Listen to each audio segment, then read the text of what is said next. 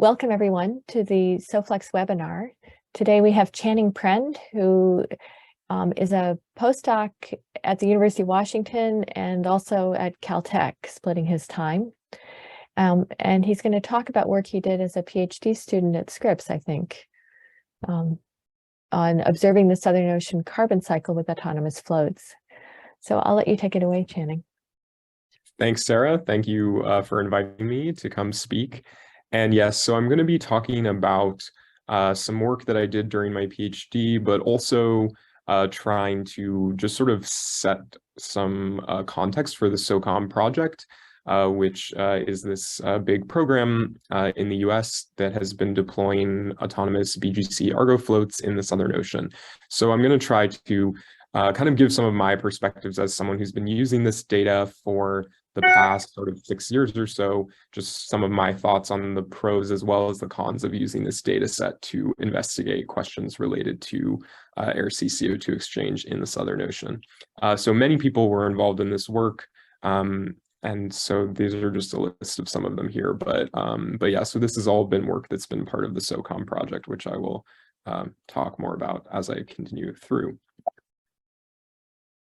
So starting out, I'm sure for this group, I don't need to talk about the importance of the Southern Ocean, but I'll just start by saying that the Southern Ocean is quite unique in that it is the only place on the planet where we have no continental boundaries that impede the flow. So that permits the formation of this current, which we call the Antarctic Circumpolar Current, that actually circles the entire globe and exchanges waters between the different ocean basins, as well as between the surface and the deep oceans. And as a result of this really unique circulation, the Southern Ocean plays a disproportionate role in the uptake of anthropogenic heat and CO2.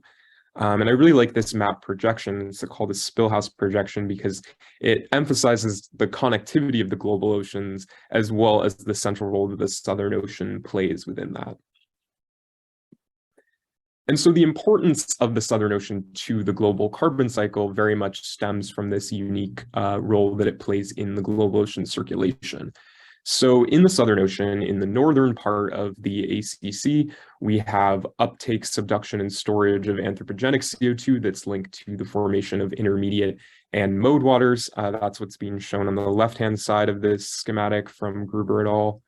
But then also in the Southern Ocean, we have outgassing, which is release of carbon from the ocean into the atmosphere. And that is linked to the upwelling of these deep waters that are enriched in remineralized CO2 since they've been out of contact with the atmosphere on long time scales. And so when those isopignals outcrop to the surface in the southern portion of the ACC, that carbon gets released into the atmosphere. And so the net air-sea carbon exchange in the Southern Ocean is actually really a balance between these opposing processes of uptake and outgassing, both of which, yeah. Oh, sorry. Maybe someone can mute themselves. But yes, so both of these processes of uptake and outgassing are very fundamentally tied to the transport of fluid between the ocean interior and the surface mixed layer where air-sea exchange occurs. And so given the importance that the Southern Ocean plays in the global carbon cycle, there's been a lot of work that has tried to characterize the variability in the Southern Ocean carbon sink. A lot of that work has focused on decadal variability, which has been inferred from atmospheric inversions and also sparse shipboard data. But really, air-sea CO2 exchange occurs across a very wide range of space and timescales. And so we do need to better characterize the variability at other scales if we want to actually be able to interpret these longer-term trends and variability. And so this is why it's so important to keep in mind the scales of motion in the ocean. So physical processes occur across a wide range of scales from the planetary all the way down to the dissipative. And these scales are all interacting and exchanging energy, which is part of what makes oceanography very challenging, but also exciting from an observational and modeling perspective. But as well as the physics occurring across this wide range of scales, also the biogeochemistry is occurring across this range of scales, which is in part due to the physics.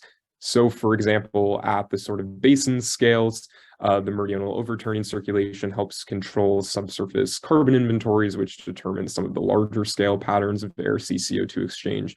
But as we go down to smaller scales, things like storms and eddies can also modulate carbon fluxes.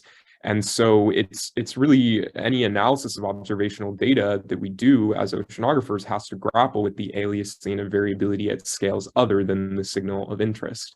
And really nowhere is that more true than when we're talking about biogeochemistry in the Southern Ocean, which is highly energetic and has a lot of storm and eddy activity. So really, we just need more measurements if we want to start to resolve more of these scales. And the Southern Ocean is very difficult to access because of the conditions and its remoteness. So that's where autonomous observing platforms can really help to just increase the data distribution, both in space and in time. So Argo floats, they drift with the ocean currents at 1,000 meters. And then every 10 days, they sink down to 2,000 meters and take a profile over the upper ocean, and then they send that data back to us via satellite. And so this is a really nice way to get data without needing to be in the Southern Ocean in winter, for example, which I personally would not want to do, having been there in summer, and that was enough for me. But so core Argo floats, which have been deployed globally since sort of 1999 to 2000, those only measure temperature and salinity. But then starting in 2014, the SOCOM project began deploying floats with additional BGC sensors. So these floats measure temperature and salinity like core Argo floats, but they also measure oxygen, nitrate, pH, fluorescence, and backscatter. And so here is the float data distribution just of the SOCOM BGC floats as of yesterday. And you can see that now we're really starting to fill in a lot of these gaps within the Southern Ocean. And so this program has very dramatically increased the distribution of subsurface biogeochemical data in the whole region. But you may notice that we're actually only measuring one of the carbon system parameters. So as I said when I was starting, one of my goals with this presentation was not necessarily to go into detail about any of the individual studies that I was involved in during my PhD, but rather to kind of give some of my larger perspectives on what are some of the disadvantages and advantages of this data set. And so this is kind of the way that I'm going to try to organize my talk, is around sort of illustrating some of these advantages through the studies that I've been involved in, but focusing less on the actual details. So this is sort of my take-home message for all of you right at the start, is that some of the disadvantages of using the flow data is these large uncertainties, which are really coming from the fact that we're having to empirically estimate alkalinity in order to calculate the carbon system parameters. And I'll talk a lot more about that soon. So there are these, large uncertainties and also potential biases in the flow-based estimates that a number of people have been investigating. And there's also sampling alias that is linked to the float cycle time, which I will talk about more as well. So those are some of the disadvantages. But what I will be trying to convince you of today in this talk is that there are still actually a lot of advantages, which have to do a lot with the fact that we're now resolving the seasonal cycle in places with very limited wintertime measurements previously, expanding the spatial coverage, as well as providing subsurface information. So a lot of the past studies that have looked at Southern Ocean carbon sink variability, for example, are based only on surface PCO2 measurements, which is all that you need to actually calculate the fluxes themselves. But if you want to investigate the mechanisms that link surface flux variability to subsurface transport processes, then you need information about what's going on in the ocean interior. And then related to this idea of using the floats to investigate mechanisms, another big advantage is that we have co-located physical information along with this BGC information. So the floats are measuring temperature and salinity, which allows us to investigate things like mixed layer depth variability, and other quantities that are relevant to trying to understand the mechanisms that are actually driving this variability. So this is sort of the way that I'm thinking about constructing this talk, is kind of trying to highlight in more detail some of these advantages with examples from studies that I've been involved in. But first, I do want to address some of the disadvantages that I mentioned before I get into my results. So the floats, the only carbon system parameter that's actually being measured directly is pH. And so that means that in order to derive an estimate of dissolved inorganic carbon, or PCO2, we need to estimate alkalinity empirically. And so there are a number of different algorithms that can be done to do that. Brendan Carter's algorithm, LIAR, kind of aptly named LIAR, since we can only believe it so much. But there's also Canyon. Nancy Williams has a MLR algorithm. So there's a number of different ways that we can estimate alkalinity. And then once we have an estimate of alkalinity, we can combine that with the in situ pH and our knowledge about the carbon system to just use CO2 cis, for example, to get an estimate of the DIC or the PCO2 or the other carbon system parameters. But since we are empirically estimating the alkalinity, there are going to be large uncertainties that are associated with these estimates of the carbon system parameters that are derived from that. So Nancy Williams had a paper where she kind of tried to dive into those uncertainties in more detail, kind of just to give you an order of magnitude sense of what those uncertainties are. From her paper, it's around 12 microatmospheres for an individual float-based estimate of PCO2. And then there are also potential biases that could be present due to how the algorithms are treated. And so a number of different studies have come out investigating this, with biases that I've seen at least ranging from around 4 to 10 microatmospheres that I've seen reported in a number of different studies. And this is just a plot from Allison's paper where she compared the float-based PCO2 estimates to SOCAT measurements that were at least somewhat co-located, although obviously not perfectly co-located. And there was even suggestion then that there was a potential bias of 4 microatmospheres. So I think it's important to recognize that these values themselves that we're deriving are very uncertain. And so I personally, at least, don't necessarily think that the usage of the float data should be primarily to, say, constrain the magnitude of the total Southern Ocean carbon sink, for example, given these large uncertainties. But what I'll be trying to convince you of is that really the float data should be, in my view, used to try to understand the processes that drive the variability in the system, while still recognizing that the values themselves are not necessarily something that should be treated in the same way as an actual direct measurement of PCO2 or DIC.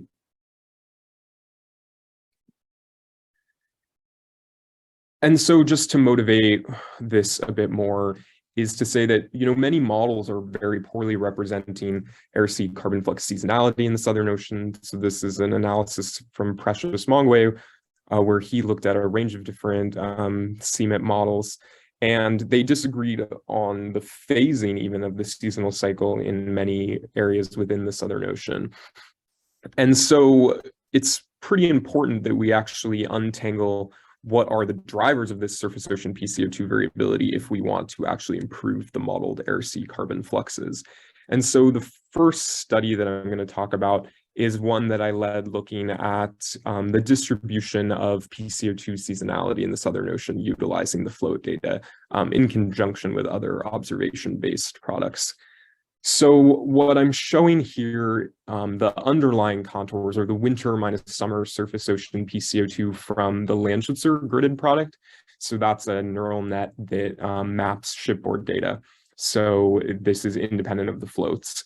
And so this quantity of winter minus summer surface ocean PCO2 is a way to just sort of visualize the distribution of thermally versus non-thermally driven PCO2 regimes. So anywhere that's blue in these underlying contours is a place where the PCO2 seasonal cycle is driven primarily by the thermal component, whereas anywhere that's red in this map is a place where the non-thermal component dominates the PCO2 seasonality. And it's been well known since Takahashi that the subtropics are a primarily thermally driven regime, whereas the polar regions are primarily non-thermally driven. And that's why you see peak outgassing in the Southern Ocean in winter as opposed to summer. So this is what the gridded products tell us. But what I was interested in this study, as I mentioned before, is about trying to isolate mechanisms and seeing whether the float data can help us to do that.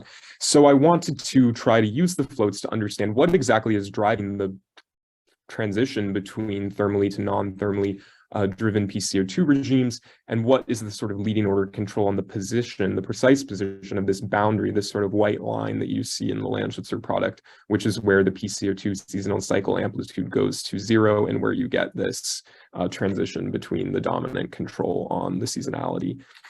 So using just this subset of some of the floats that happen to be in the region in the Pacific, which is where I was sort of focusing on, I divided the floats based off of their proximity to this transition point from Landschitzer, just to see, first off, whether the floats also reflected this transition occurring in the subantarctic. And so this is just a climatology of the surface ocean PCO2 estimated from the float data in these two different regimes. And you can see that the gold, which is, again, the floats that are located in the subtropical sort of thermally driven regime, these floats have surface ocean PCO2 peaking in summer, which is what you would expect in a thermally dominated regime. Whereas these purple floats, which are all located pretty close to this transition point, the amplitude of the seasonal cycle is quite small, but it is somewhat non-thermally driven, which reflects the fact that a lot of these data points are coming from very close to the transition. So this does suggest that at least the SOCOM floats are consistent with the distribution of thermal and non-thermal PCO2 regimes that could be inferred from independent shipboard data. But the value that the floats have is that now we can actually try to untangle what is causing that difference between those two locations. So for example, since we have SST as well as DIC also being measured or estimated from the float data, we can try to directly attribute these variations in the PCO2 seasonal cycle to differences in the annual mean as well as range of SST and DIC. And so the way to do this sort of formally would be a Takahashi decomposition, where you can directly separate the PCO2 changes into components due to changes in temperature, salinity, DIC, and alkalinity.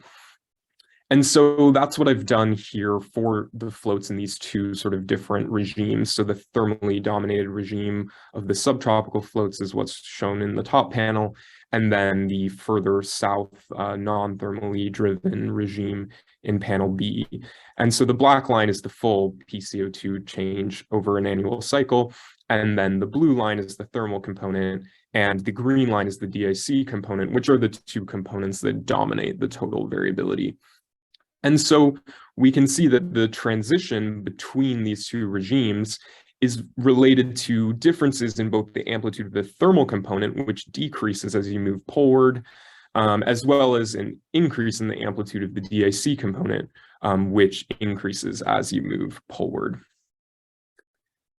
But again, we can actually try to decompose those differences even further, because the amplitude of the thermal component of PCO2 is actually a function both of the mean PCO2 value itself, as well as the annual range in SST. So both of those things together determine the actual thermal component of PCO2. And so if we look at how those two quantities vary with latitude, then we can see that in this gray region that I've highlighted is the approximate latitude range where that transition occurs between the two regimes. You don't see a very strong change in the mean PCO2, but you do see a very large decrease in the amplitude of the SST seasonal cycle. So that poleward decrease in the thermal component of PCO2 is primarily being driven by the actual magnitude of the annual cycle in SST.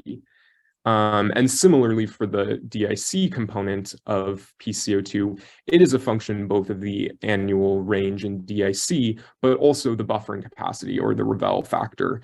And so within that same transition region, there's not very much of a change in the annual DIC range, but there is a linear increase in the Ravel factor as you move poleward, which has been known about for a long time and recognized in other studies. So we can say then that this shift from a thermal to a non-thermally driven regime is primarily driven by a decrease in the SST seasonal cycle amplitude with latitude, as well as an increase in the Ravel factor. But in terms of which of those dominate, it actually ends up being the SST seasonal cycle amplitude decrease. And so then we were curious, well, why is the SST seasonal cycle amplitude decreasing so much as you move poleward? Because that would be important in order to understand whether this regime boundary might shift in the future. And so here, the blue line is again the amplitude of the SST seasonal cycle. And then the purple line is the value of the maximum winter mixed layer depth, which is inferred from Argo data, all Argo, core Argo, not just the BGC floats. And so here, what you can see is that in this latitude band where you have this regime shift occurring, which is in gray, you have that big decrease in the SST seasonal cycle amplitude that I mentioned before, which is co-occurring with this really dramatic increase in the maximum winter mixed layer depth. So why would that matter for the SST seasonal cycle amplitude? It's because when you have a really, really deep winter mixed layer, the volume of the mixed layer itself is so large that it becomes less sensitive to changes in air-sea heat flux, because those air-sea heat fluxes are being distributed over such a large volume of water that it doesn't lead to the same temperature response even for the same forcing. And so to kind of show that connection to the mixed layer depth distribution even more strongly, if you just plot this dashed white line as the position of that regime boundary inferred from Landschützer and overlay it on the maximum winter mixed layer depth from Argo, you can see that there is a close relationship between the position of that boundary with the position of this front in the maximum winter mixed layer depth that's associated with subantarctic mode water formation. So if any of this sounds intriguing to you and you do want to read more about the details, the paper came out in GRL earlier this year. And so I know I kind of went through that a bit quickly, but as I mentioned, my goal with this talk is not necessarily to go into all of the details of any of these individual studies, but just to give you some sense of how the float data can be really useful in kind of untangling some of the mechanisms that are actually important. So here we were able to use the float data to not only confirm the position of this boundary that might be inferred from independent shipboard data, but also to then leverage the fact that the floats have co-located physical and biogeochemical parameters to then try to decompose those differences and attribute the sort of dominant driver. So with that, I'm going to shift gears a bit and now actually start to talk about the air-sea fluxes themselves, since of course this is the SOFLUX seminar. So now I want to talk about how we actually can go from a surface ocean PCO2 estimate from the float data to actually an air-sea CO2 flux estimate. And so here, this is just based on the bulk formula, where you have this gas transfer velocity that's parameterized using Wanikoff's parameterization. So it's a quadratic function of the wind speed. So in order to get an estimate of that piston velocity or gas transfer velocity at the float profile locations, we have to use reanalysis winds matched up at the float profile locations. So that's how we get an estimate of the gas transfer velocity, is using ERA5 winds co-located with the float locations and then applying the Wanikoff parameterization. Then this K0 is the solubility of CO2 in seawater, which we can directly calculate as a function of the other observed parameters using known carbonate chemistry. And then this PCO2, delta PCO2, or the difference in PCO2 between the ocean and atmosphere, is calculated using the float-based PCO2 estimates for the surface ocean value, and then the PCO2 atmosphere value from Cape Grim Observatory, with the assumption that atmospheric CO2 is more well-mixed than surface ocean PCO2. And so that's how we go about estimating an air-sea flux from that surface ocean PCO2 estimate. And so Alison Gray, in her 2018 paper, kind of developed this, this method as applied to the float data. And this is a figure from her paper where one of the results that she showed was that the inclusion of wintertime measurements increased the magnitude of the outgassing relative to previous estimates. But I think it's important to note that a number of recent studies have actually suggested a weaker outgassing than what was presented in Allison's paper. And I will kind of offer my perspective, at least on how I reconcile those pictures personally, is that Allison's estimates that are shown here, these bulk estimates over these huge regions, there was no data upscaling. She just took these float profiles that were there at the time, which was admittedly few, and multiplied them by the area of these very large regions with the assumption that these values were reflective of the mean in those very large geographic regions, which I think was maybe a bit optimistic based off of the float data distribution at the time. And so even if you repeat Allison's calculation using the more updated float data, the value of this sort of outgassing that you get over this whole region does change pretty significantly because of the variability that's occurring at this wide range of scales that the floats are seeing. And so while I think it is very important to continue to investigate potential biases in the float-based PCO2 estimates, I also think it's important to just recognize when we try to understand how this result fits into our previous understanding of the Southern Ocean carbon sink, is to just recognize the potential for sampling alias in having influenced that number. So that's why, again, personally, I don't think it's very useful to use the floats to try to investigate, exact numbers, or even to try to constrain the magnitude of the Southern Ocean carbon sink alone. I think the float data should be combined with other observational data sets to do that. And we can do that using frameworks that have already been in place. So just to kind of hammer this home a bit, some recent results from Sarah Nicholson showed that storm-driven entrainment can, for example, influence air-sea carbon fluxes. So this high-frequency variability then even can imprint on the annual mean value. And this paper from Pedro Monteiro in 2015 that I don't necessarily think gets talked about quite enough is showing the error that you get in the annual mean air-sea CO2 flux based off of 10-day sampling at different locations. And so in many places in the Southern Ocean, even having a 10-day sample cycle time leads to large errors in the annual mean flux, let alone, sparse shipboard data that is not even close to 10-day intervals. And so I think that really the actual net magnitude of the total Southern Ocean carbon sink is not very well constrained by the floats, but I would also say it's not very well constrained by the shipboard data either.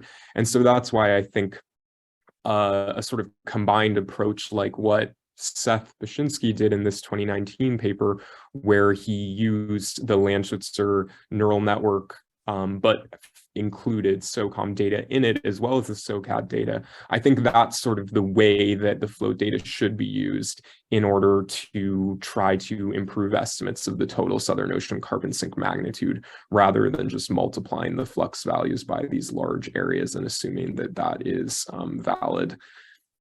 So that's kind of my perspective, at least, on this sort of discrepancy.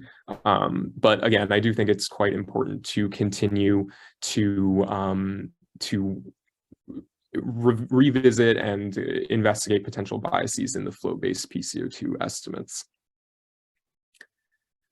But as I said, one of the things that I'm interested in is getting back to the mechanisms. And so I want to take it back to where I started, which is to say that outgassing in the Southern Ocean, why does it occur? It's very much linked to this upwelling of deep waters that are enriched in remineralized carbon, which is what's being shown here on the right-hand side of this schematic. And so if we really want to try to better understand the outgassing, I would argue that one of the ways the floats can help is because they do have information about the subsurface. And so we can try to draw this connection between the variability that's occurring in the air-sea fluxes with what's going on in the ocean interior. And so this has kind of also been motivated a bit by some work by J.B. Saleh, where he looked at subduction of anthropogenic carbon and showed that it was highly localized and very strongly related to the spatiotemporal variability in the mixed layer depth itself. And so if we care about outgassing, then we actually sort of care about the inverse process to what JB looked at here, which would be the abduction of remineralized carbon from upwelled deep water. And so I tried to kind of address that in this next study that I'm going to talk about. But also very much as context for what I'm going to present next is this work by Veronica Tamsit, where she showed that upwelling in the Southern Ocean itself is very spatially variable and strongly related to topography and topographic hotspots where a lot of that upwelling is occurring. So what I tried to do in this paper that I'm going to talk about now was to investigate regional patterns of air-sea CO2 fluxes using the float data and take a sort of mechanistic approach considering the abduction of remineralized carbon. So here is the float-based flux estimates.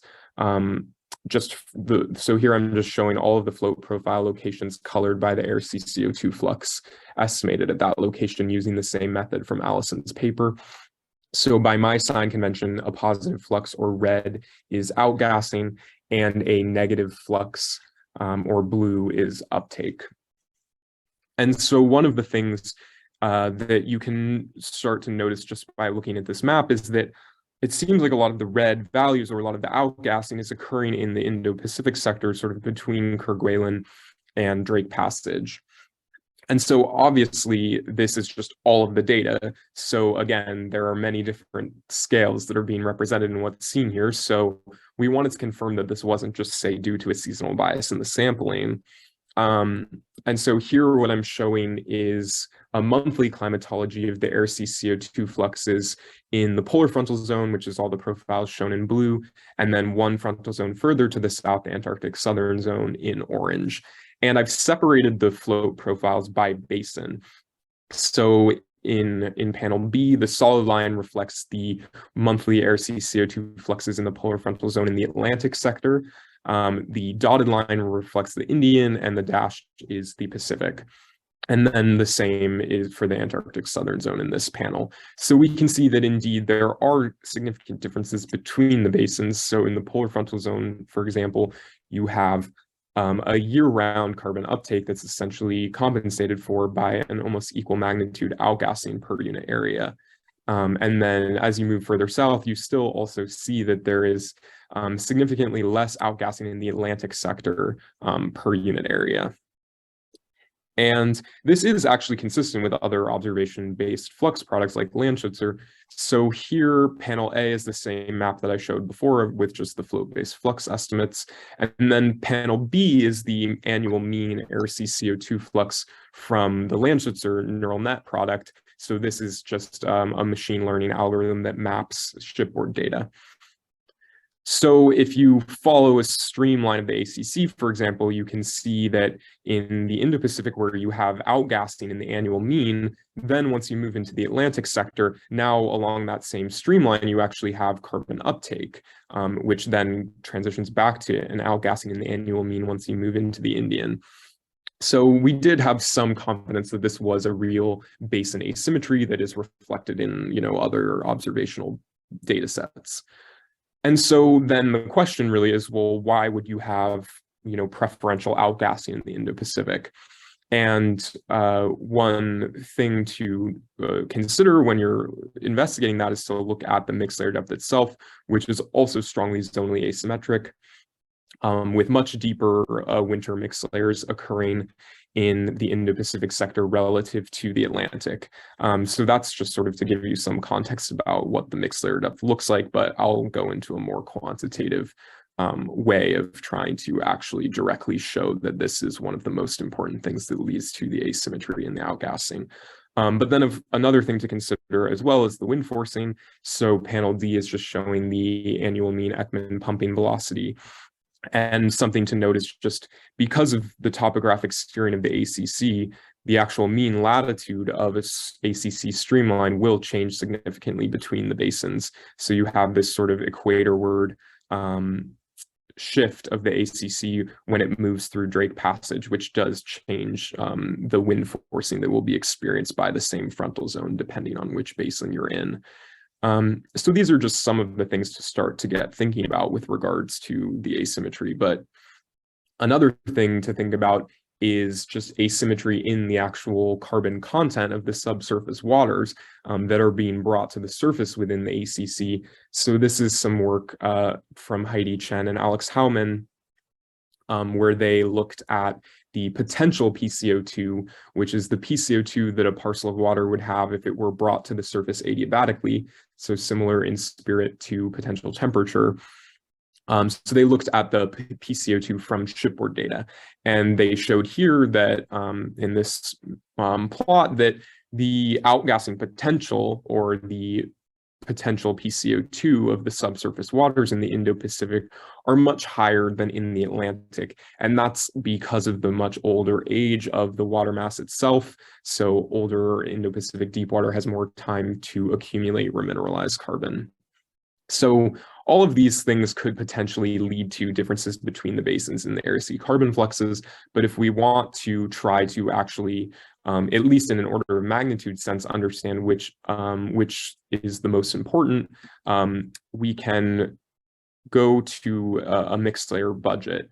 And so here I'm just showing the potential PCO2 for each basin calculated from the float data, which also shows, as Heidi and Alex showed from the shipboard data, that the Indo-Pacific has higher potential PCO2 in the subsurface in the Indo-Pacific relative to the Atlantic. But there are also these significant differences in the winter mixed layer depth, which is what between the basins, which is what I'm showing in white overlaid. So to take a quantitative approach to trying to say, what is the amount of this subsurface carbon that's actually reaching the mixed layer, then we can take this idea of a mixed layer budget and examine the entrainment of subsurface carbon to try to get some estimate of how deep waters would influence the surface ocean PCO2. And so when trying to isolate the signal that's associated specifically with the upwell deep water, we actually don't necessarily just care about entrainment, because during much of the year, when the mixed layer is deepening, the water that's being entrained is water that was actually in the mixed layer in the previous seasonal cycle. And so, for example, if you consider just like a very simple 1D picture where you have a mixed layer depth that's changing seasonally, but without any difference from year to year, then you'll just be entraining and then detraining and then re-entraining the same exact water over and over each year, which wouldn't lead to any exchange with the permanent picnic line. And so when we're trying to isolate the signal that is associated with upwell deep water that has been out of contact with the surface ocean on long time scales, then we're specifically interested in the abduction. So by abduction, I mean the entrainment of water from the permanent picnic line that was not in contact with the atmosphere in the previous annual cycle. And this is only going to occur at the very end of the mixed layer deepening period if you have, say, a uniform Ekman upwelling as you do in the Southern Ocean. So these sort of arrows are reflecting a sort of uniform upwelling, and there will be some point when the mixed layer is deepening in the beginning of the season where you're just re-entraining water that was in the mixed layer the previous year, but then at some point you will actually start to be entraining water from the permanent picnic line just before the maximum winter mixed layer depth is reached. And so this, again, just offers us a way to specifically isolate the changes in surface ocean PCO2 that are linked to this upwell deep water being brought up to the surface. And so abduction is entrainment, but it's just entrainment only integrated over a specific time period, which is occurring at the very end of the mixed layer deepening period. And so here's some estimates just of the abduction rates themselves. So the plot on the top is my estimates of abduction rates, and I'm only showing the largest contours just to highlight where you have the most abduction occurring, and that's in the Indo-Pacific. And this is consistent with other independent estimates of abduction rates that are shown here from Liu and Huang. But if people are curious about more details of how I went about calculating abduction, then I'm happy to answer those during the questions. But we do see this asymmetry between the basins in just the annual mean abduction rate itself. But that's just a physical rate. And what we actually care about for the surface ocean PCO2 is the flux of carbon that's associated with those abduction rates, which will be also a function of the vertical gradient in potential PCO2 below the mix layer. So the carbon that's actually being brought up to the surface by that abduction. And so here what I did is to just estimate so to use the subsurface potential PCO2 measured by the floats or estimated from the floats to then get an estimate of the abduction flux of potential PCO2 into the surface ocean for these different frontal zones and between the different basins. And so what I found when I did this is that there were significant differences between the basins in the abduction flux of potential PCO2, which was linked both to just the larger abduction rates themselves, as well as the higher value of potential PCO2 at the mixed layer base in the Indo-Pacific. And so just in a very rough order of magnitude sense, these differences in the abduction flux of potential PCO2 between the basins was of the same order, at least, as the observed zonal asymmetry in surface ocean PCO2.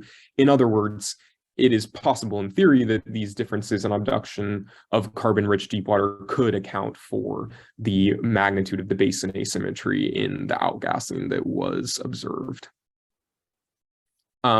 But yeah, so there's a lot more details about that study in the paper, which also came out earlier this year, if you are curious. And so just to leave plenty of time for questions, I'm going to start to kind of wrap up a bit, but I wanted to bring it back to where I sort of started from, which is to say that yes, there are definitely large uncertainties associated with float-based estimates of the carbon system parameters, and it's really important for the community as a whole to continue to investigate potential biases in those estimates. But I do think that some amount of this discrepancy between the sort of total magnitudes that have been inferred from the floats versus other methods can be linked to sampling alias, both in the float cycle times, but also just in the shipboard data as well. Like, because of the fact that air CO2 fluxes vary across such a wide range of scales that's not being resolved by any observations, there's always going to be sampling alias in whatever those values are. And so I'm personally in favor of just having an integrated approach where we bring together shipboard data with floats, as well as other autonomous observing systems. So things like wave buoys and gliders and other things to try to better constrain the magnitude and variability of the Southern Ocean carbon sink. But I think the advantage of the floats goes much beyond just providing new estimates of PCO2, because the floats are really expanding the spatial coverage, which is important in terms of starting to resolve more of those scales of variability that are occurring within the system. So we're resolving the seasonal cycle, and we're getting more uniform coverage circumpolarly, which I think is really important in constraining the variability.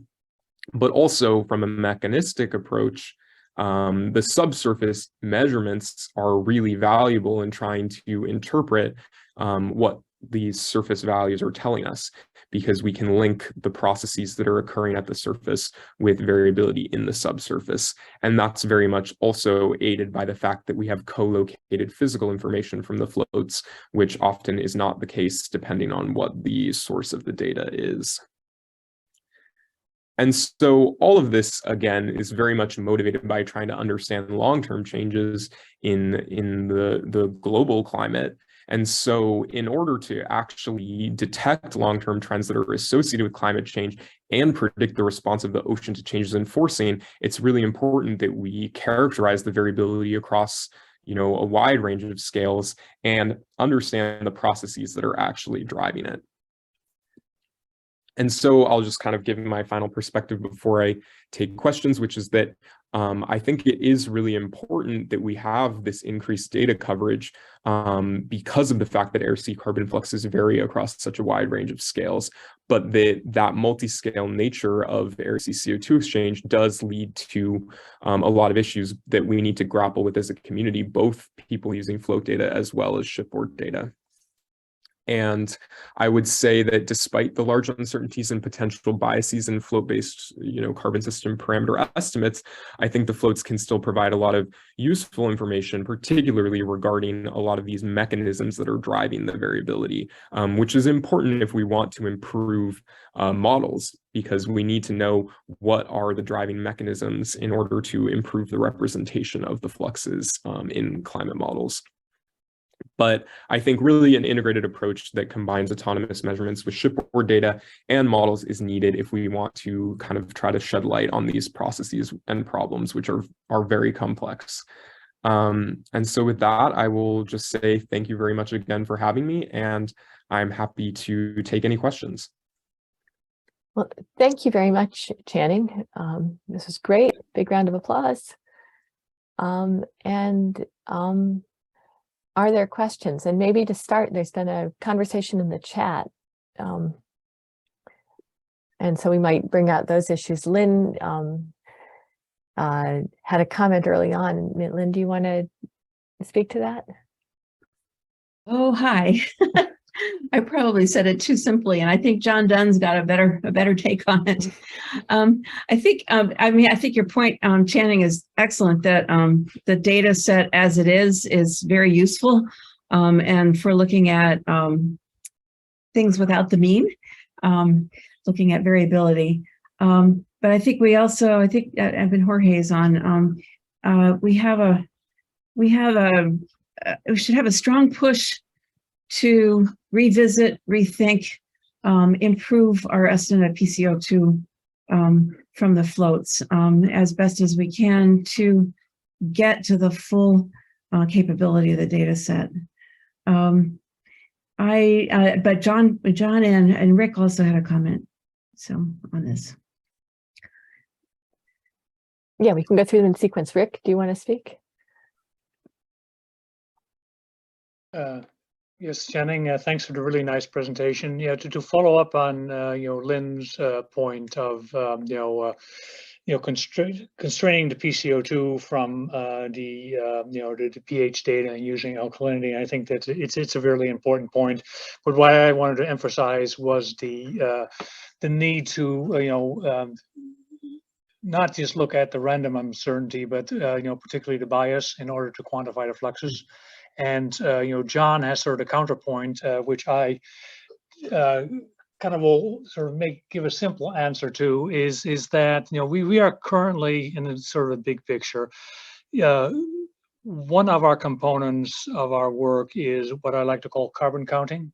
That we are basically, as a society, trying to determine, the fossil fuel releases, but also understand the natural sinks. And I think for that, being able to get good estimates of air CO2 flux are critical. And I can guarantee you that people will not, when they do the counting, they will not exclusively rely on models. And so I do think that the ability to quantify, air CO2 fluxes on a global scale from observation-based approaches will remain really important. And in those cases, it's the bias, which is a really, really big issue. And that's something we sort of suspected with, with the floats and the pH and our sort of, our, not our full sort of knowledge of the, inorganic carbon system, which, so I agree with Lynn in this respect that, it really will require some of our, intellectual brain power to, resolve this. Yeah, I mean, I agree completely as well with your point about the need for observation-based estimates of the fluxes to check against model-based, estimates, because of the really large shortcomings in at least the models that I've looked at in representing a lot of the variability across a range of scales, as well as even the means. So yeah, I think I agree completely that observations will always be needed. And in that sense, yes, characterizing the bias so that we can use sort of similar to Seth's approach of combining the floats with other observations in a sort of consistent framework that's been used for other gridded products. I think, yeah, characterizing the bias is definitely key in order to do that in a way that makes sense. But I also think that it's maybe worth thinking about like weighting those to the SOCAT. So for example, one of the things that Seth did in his paper was to try a SOCAT-SOCOM combined product that was weighted to the SOCOM data. But I would almost argue that the opposite makes more sense, in the sense of just trying to recognize the larger uncertainties in the individual SOCOM estimates that may be weighting it more towards SOCAT, or just being a little bit more creative about recognizing the fact that a single float-based PCO2 estimate is not the same as a direct shipboard measurement. No, I think it's an important point, but again, we can do that a lot better if we have high confidence that there is no bias in our float data. I think what sort of Len gets to is that now we are sort of, when we're doing these really good efforts of combining the different data sets and recognizing the difference in the temporal and spatial sampling, we still have this nagging issue of are the PCO2s derived from the floats, do they compare directly with the the other estimates? Yeah, and I think the fact that the data is publicly available is nice too, because I have seen papers coming out from other groups that are not part of SOCOM that are trying to address some of those same questions. And so it's really important, I think, that the community as a whole is working on it, and including people that are not part of SOCOM. John, do you want to speak to your question?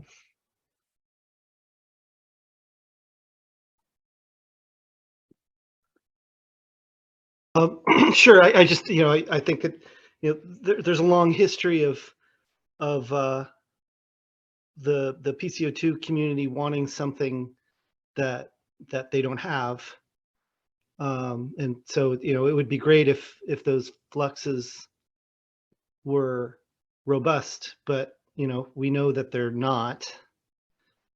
And so it would I see limited, given the 30 years of work on those, I see diminishing returns as the primary focus. I mean, I think there's probably ways to do it, but what I see as the primary opportunity here with this data set getting larger and larger is the ability to to mechanistically understand all the analysis of variance in the PCO2, so that we can get the use the data for the power that it has, rather than the so what I see as the weakest application of the PCO2 data is in the estimation of fluxes that then have to be bias corrected somehow. And I put a link in the chat to Matt Long's paper showing that that the atmosphere, there are nice atmospheric CO2 constraints that can be used to provide some sort of level of bias correction, that sort of level sets the entire flux product, to something that's that I think is probably more robust in including multiple independent constraints. But Yeah, I definitely and this is really in your talk really resonated with me. I greatly appreciated how you presented all the information. Thanks. Yeah, thank you. I mean, I agree with everything that you said, for sure. So Bruno has his hand up. Bruno, do you want to go ahead? Yeah, thank you very much for your presentation and the time you spend it. The last remark from John makes echo to me. Yeah. Do you think that we can trust the airborne measurement and inverse modeling to help us to unravel the CO2 fluxes in the Southern Ocean? How confident we should be? Because you did not address that during your talk. Yeah, I mean, I'm not very familiar with atmospheric inversions, honestly, so I don't really feel like I'm particularly qualified to comment on their validity, but I think it's important to have as many different estimates of the magnitude of the Southern Ocean carbon sink or the global ocean carbon sink as we can. And if those are derived from different methods, I think that hopefully means that we're iterating more towards the truth in some sense. But I definitely agree with what John said just now, which is that really maybe the weakest point of the floats is in trying to better constrain that number, and that, yeah, maybe trying to use the floats to look at mechanisms is more important. So I honestly don't know enough about atmospheric conversions to really comment on them, but I think it's good in general to have different independent estimates that are based on different data sets and different methodologies. I think, the hope is that that is getting us closer to the truth when we take a picture that combines all of those together. Yeah. Yeah, thank you. I have another question. What's the impact and significance of the seasonal horizon in the whole picture? Because you little address that. I'm wondering if the jury is out and the seasonal horizon has a little impact. Is it our current view about the Southern Ocean, or is it just because it's not well constrained by the floats and so on? Yeah, so one big problem with the float-based flux estimates in the seasonal ice zone is that they use this very simple scaling factor that's just 1 minus the sea ice concentration. So if there's full sea ice cover, the flux by definition will be 0, and it will just scale linearly with the sea ice concentration. But that is definitely not representative of any of the actual dynamics that are occurring in the seasonal ice zone. And so I personally have been a little bit hesitant to try to interpret the fluxes in the seasonal ice zone too much because of the fact that we're not actually really incorporating much knowledge about the dynamics in the seasonal ice zone. I mean, it's true that the PCO2 values in the seasonal ice zone are large enough that you might expect outgassing in winter if there were no ice cover, but because of the ice cover, that isn't, the flux magnitude is being strongly modulated by that. But what happens in the real ocean is kind of, I think, a bit more of an open question. So I think getting direct measurements of air sea fluxes in the seasonal ice zone is really important, and it's also a huge challenge. But yeah, I mean, the way that the fluxes are calculated does not, I think, has some limitations in the seasonal ice zone in particular. So I didn't really address it much here. Yeah, well, I mean, well, obviously, I'm not a strong supporter of having this simple parameterization of the sea ice processes because, well, as Yeah. you know, I'm involved in sea ice and CO2 work. But even by forgetting about that, I see the sea ice extent being somewhat a large. There can be a large of variability at different scales there. So I was just wondering if yeah, I mean, this is actually what that. I'm working on in my postdoc now, but it's not what I've really done in the past. But I mean, it's definitely something that I'm very interested in. And yeah, I mean, thinking about the fluxes in the seasonal ice zone is what I'm starting to work on, although mainly air sea heat fluxes, not CO2 fluxes. But I'm also interested in air sea CO2 fluxes in the sea ice zone as well. But yeah, I mean, there is a lot of really interesting physics and biogeochemistry happening in the seasonal ice zone that I'm certainly pursuing now, at least. Okay, thank you, Chen. Well, we are at the top of the hour, but I see that Rick has his hand up, so maybe we'll take one more question. Okay, hate to keep you keep you longer than necessary, but I had a question about your abduction fluxes of carbon, which is really interesting analysis, and I think it's really nicely points what you have emphasized is that one of the great values of float is that you don't quote unquote just get the surface, but you get the subsurface, and you can get a lot of information, and you showed it very nicely. But have you looked? One thing I feel a little queasy about is PCO2 fluxes, because you mentioned it's a potential PCO2, but PCO2 is a non-conservative property. Have you done the same analysis with conservative properties, DIC and alkalinity, and compared it with, say, a GLODAP analysis to see if it was you sound like the reviewer. No, I'm kidding, but yes, I wasn't, but if I was, I would have said that. But yes, we did the whole analysis with DIC as well. And the conclusions were, same to first order, although obviously there are different things that we have to deal with DIC. And one thing in particular that matter for the abduction flux is that the potential PCO2 maximum is actually higher in the water column than the subsurface DIC maximum, which is one of the things that Heidi kind of addressed in her paper a bit, which she proposed was due to this offset between the depth of organic matter remineralization and the depth of calcium carbonate dissolution. And so you do get some differences in the magnitude of the fluxes because of this offset in the depth of the maximum vertical gradient, but you still see a much larger abduction flux of DIC in the Indo-Pacific compared to the Atlantic, and we did try to address that in the paper. Thanks.